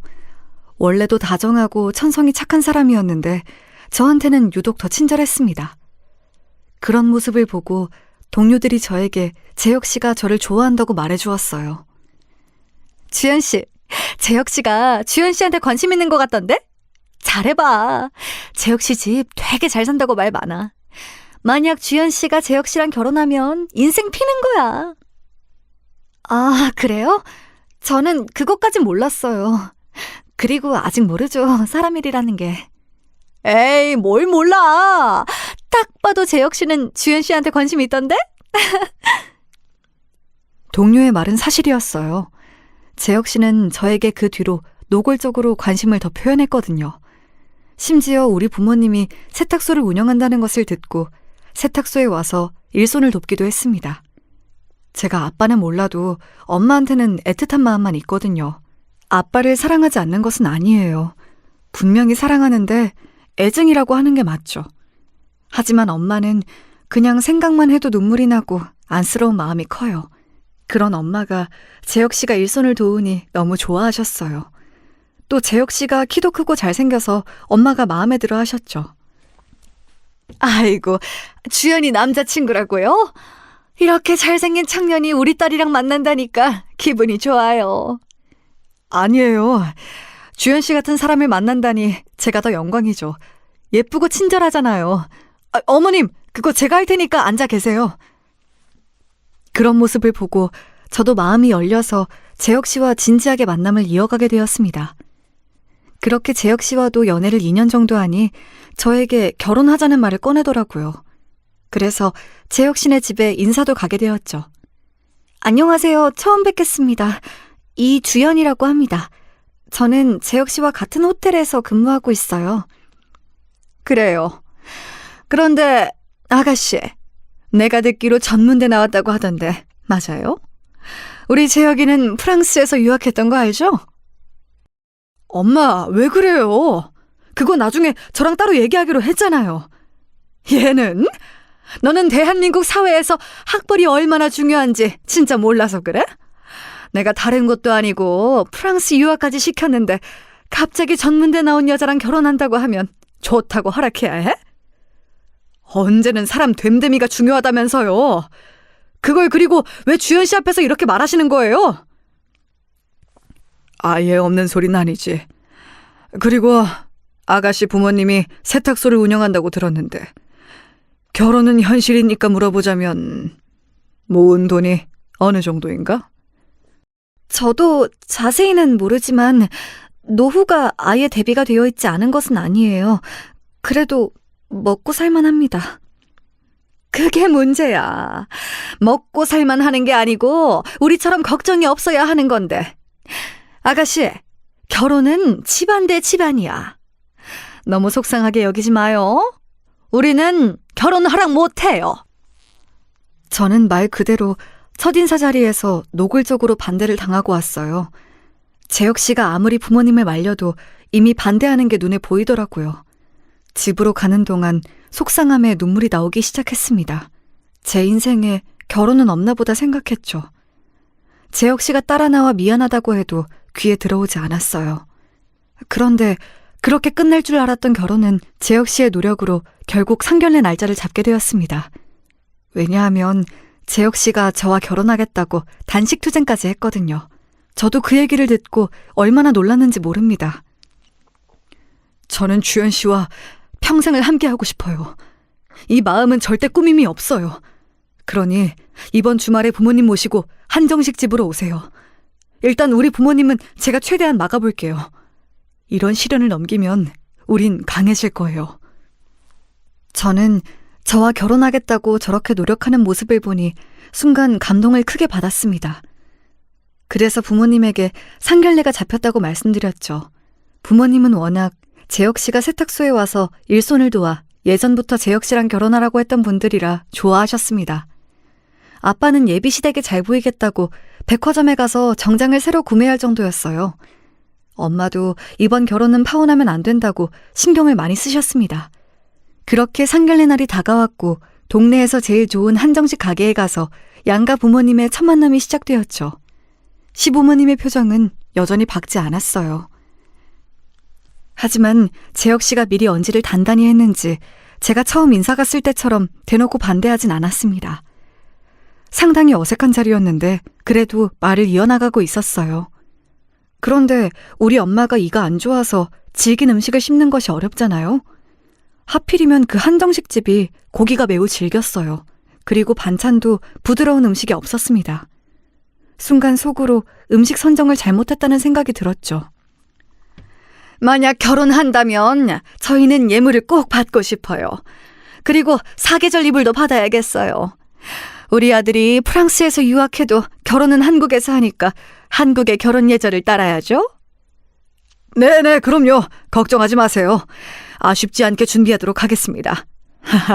유학생 사위라니 저는 복에 겨웠네요. 우리 집이 전통을 중시하는 가문이에요. 그래서 만약 결혼하면 명절이나 제사도 꼭 챙겨야 하고 할 게 많을 겁니다. 채통을 중요하게 여기는 집이라 처음에 적응하기 힘들 수도 있겠어요. 하지만 그래도 견뎌낼 거라 믿습니다. 저랑 주연 씨가 열심히 노력할게요. 양가 부모님들께 믿음을 줄 수 있도록 하겠습니다. 흡사 면접 같은 상견례 자리였어요. 그래도 재혁 씨가 중간에서 많이 중재해줘서 분위기가 점점 풀어지고 있었습니다. 사실 중간에 시어머니의 선 넘는 발언이 종종 있었어요. 며느리 될 사람이 전문대 출신이라 했더니 주위에서 우리 보고 마음이 넓다고 하더라고요. 아무래도 우리 집은 유학생이 좀 있어서요. 엄마, 그만해요. 우리 오늘 그런 말은 안 하기로 했잖아요. 있는 사실을 아예 없다고 할 수도 없잖아? 아무래도 가방끈 차이가 있는 것은 맞으니까. 또 원래 사람들 머리는 목의 유전이잖니? 이런 발언을 할 때마다 아빠의 표정이 굳어졌어요. 저는 그럴 때마다 식탁 밑으로 아빠의 손을 꼭 잡았습니다. 그리고 마음속으로 결혼에 대한 확신도 사라졌어요. 이런 취급을 받으며 살고 싶진 않았거든요. 그래도 상견례 자리에서 깽판을 칠 순 없으니 아빠를 다독였어요. 엄마의 표정을 보니 속상한 표정이길래 저도 슬슬 결혼 생각이 없어지는 찰나였습니다. 장모님, 이것도 드세요. 갈비찜인데 맛이 좋아요. 혹시 더 드시고 싶은 거 있으세요? 아이고, 고맙네. 아니야, 이걸로 충분해. 맛이 워낙 좋아서. 자, 다들 일단 식사 마저 하세요. 얘기하다 음식이 다 식을 것 같아요. 그래요. 우리 일단 먹으면서 말합시다. 밑반찬 나온 걸 보니까 음식이 매우 정갈하고 좋아요. 장소 선정을 잘했네. 하던 얘기를 멈추고 식사를 하는데 엄마가 고기를 씹는 게 어려워 보였어요. 이에 낀 건지 쩝쩝거리기 시작하셨죠. 저는 그 모습을 보고 점원을 불러 가위를 부탁하려고 했는데 그때였습니다. 시어머니가 그런 친정엄마를 보고 대놓고 빈정거리기 시작했어요. 작게 말하긴 했지만 제 귀엔 다 들렸어요. 아휴, 진짜. 이런 집에서 자라니까 천문대를 나오지. 이런 행동에서 다 보인다니까. 네? 어머님, 지금 뭐라고 하셨어요? 제가 제대로 들은 거 맞나요? 아니, 음식을 왜 저렇게 드시는 거야? 우리 집이 얼마나 대단한 집인지 알아? 교양이 얼마나 중요한데. 재혁아, 너는 꼭 이런 집하고 결혼을 해야 하니? 엄마! 도대체 왜 그러세요? 장모님, 죄송합니다. 주연 씨, 죄송해요. 보자 하니까 참으려고 노력했는데 진짜. 저기요, 아줌마! 나도 짜증나서 더 못 참겠네. 내가 당신 집안하고 결혼 안 해. 어이가 없네? 이렇게 예의 없는 행동은 그럼 교양 넘치나? 저도 결코 성격이 순한 편은 아니거든요. 어릴 때부터 아빠 때문에 거친 삼촌들을 많이 보기도 했고요. 제가 처음으로 큰 소리를 내자 시어머니는 뭐 저런 게 다 있냐는 표정으로 저를 바라보았습니다. 제 역시만 중간에서 중재하느라 힘들었죠. 엄마는 민망한지 고개를 숙이고 있었어요. 슬며시 아빠를 봤더니 초인적인 인내심을 발휘하는지 얼굴이 새빨개진 채로 있었습니다. 속으로 대단하다고 칭찬해줬어요. 그런데 그것도 모르고 시어머니는 끝까지 자기의 잘못을 인정하지 않았습니다. 오히려 심지어 더 비아냥거리기 시작했어요. 이런 천박한 집이랑 어떻게 사돈으로 살라는 거야? 재혁이, 너 다시 생각해. 이런 집하고 결혼하고 싶어? 엄마는 속상해서 눈물이 나와. 천박? 아줌마, 말 다 했어? 그러는 당신들은 얼마나 대단한 집이라고 이러냐고. 나도 이런 천박한 집하고 결혼 안 해.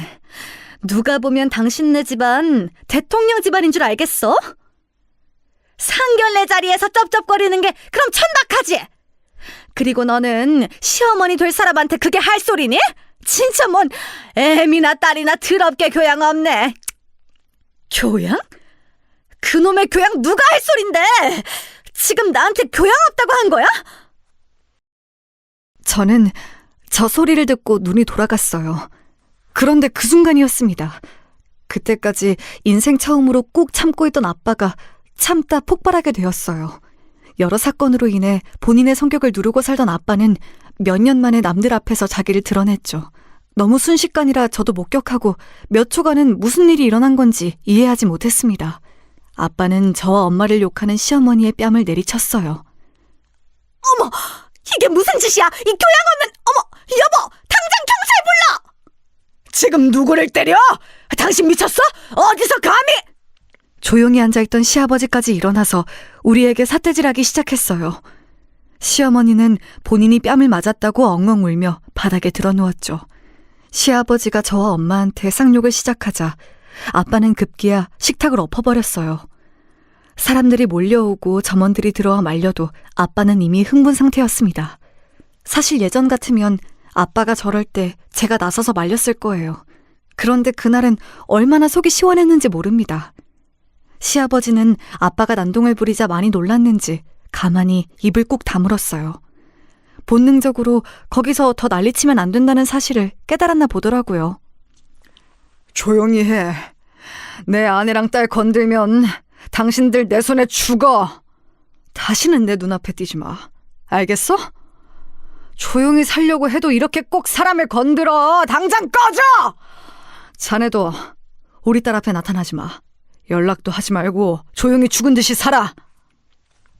그동안 아빠는 일부러 사람들에게 위협적으로 보이지 않으려고 많은 노력을 했잖아요.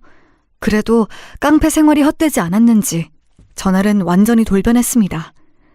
재혁 씨는 저 말을 듣고 조용히 자기 부모를 챙겨서 가게를 나갔어요.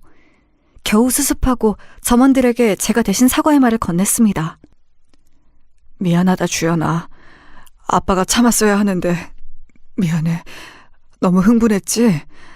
그런데 아빠는 너와 엄마를 건드리는 것을 보면 속에서 열불이 나서 참을 수가 없어. 아빠, 괜찮아. 내가 오늘은 아빠 안 말렸잖아. 그래도 됐어. 잘했어. 깡패 생활 오래돼서 위협하는 법 까먹은 줄 알았는데 아니네? 네가 괜찮다니 다행이다. 아니, 나도 조용히 살고 싶은데 도저히 도와주질 않네. 여보, 괜찮아? 많이 놀랬지? 나는 괜찮아. 그나저나 주연이가 걱정이다. 2번째 결혼도 파혼이네. 괜찮아? 우리 때문에 우리 딸이 고생하네. 저런 집에 시집가면 나만 더 힘들어. 나도 속으로 언제 도망갈까 생각 중이었어. 됐어, 아빠. 잘했어. 아빠는 깽판을 치고 제 눈치를 계속 보고 있었어요. 아무래도 예전부터 제가 아빠의 그런 모습을 보면 화를 많이 내서 그런 것 같았죠. 그래도 이번엔 진짜 아빠의 그런 위협적인 행동이 도움이 되었습니다. 이 뒤로는 어떻게 되었냐고요? 재혁 씨는 말 그대로 사라졌어요. 저는 내심 속으로 저 사람들이 경찰서에 가서 신고할까봐 무서웠거든요. 아빠가 경찰서에 한두 번 간 것도 아니었고요. 그런데 다행히 재혁 씨와 재혁 씨 부모는 아예 자기들이 우리 지역을 떠서 다른 곳으로 이사 갔습니다. 본능적으로 생명의 위협을 느꼈나 봐요. 우리 아빠지만 저도 아빠의 깽판치는 모습을 보면 혀를 찰 정도거든요. 그리고 저는 그 이후로 결혼 생각이 완전히 사라졌습니다. 좋은 인연이 있다면 나중에는 모르겠는데 일단 지금은 누구를 만나 새로운 관계를 맺는 것 자체가 버겁더라고요. 그런데 결혼 생각이 사라지고 부모님과 평생 살겠다고 하니 오히려 마음이 매우 가볍습니다. 부모님이 2분의 사이는 매우 좋다고 했잖아요. 그래서 그냥 늙어가는 부모님을 모시고 저 혼자 살 생각도 하고 있어요. 먼 미래는 몰라도 당분간은 결혼 생각이 전혀 없습니다. 그래도 저는 이런 제 인생이 행복하고 좋아요. 제가 준비한 사연은 여기까지입니다. 재밌게 들어주셨는지 모르겠어요. 저는 사연을 제보하며 우리 가족이 참 다사다난했다고 느낍니다. 앞으로 어떤 일이 또 발생할지 모르겠지만 그때마다 잘 대처하며